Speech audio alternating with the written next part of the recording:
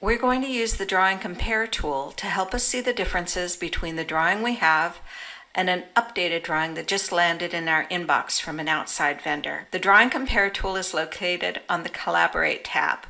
I switch to the Collaborate tab on the ribbon and select the Drawing Compare tool. I browse for the drawing I just received from my vendor.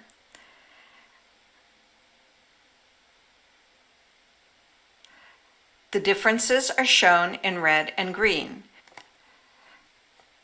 If you select the Settings tool on the far left of the Drawing Compare toolbar, you see a legend on how to interpret what you see. The red elements belong to the selected drawing, not the current drawing, and the green elements are in the current drawing only. Drawing Compare also placed a yellow rev cloud around the area that was changed to help me focus my attention. To exit the Drawing Compare mode, select the green check on the toolbar. Drawing Compare is a fast and easy method to figure out the differences between drawings.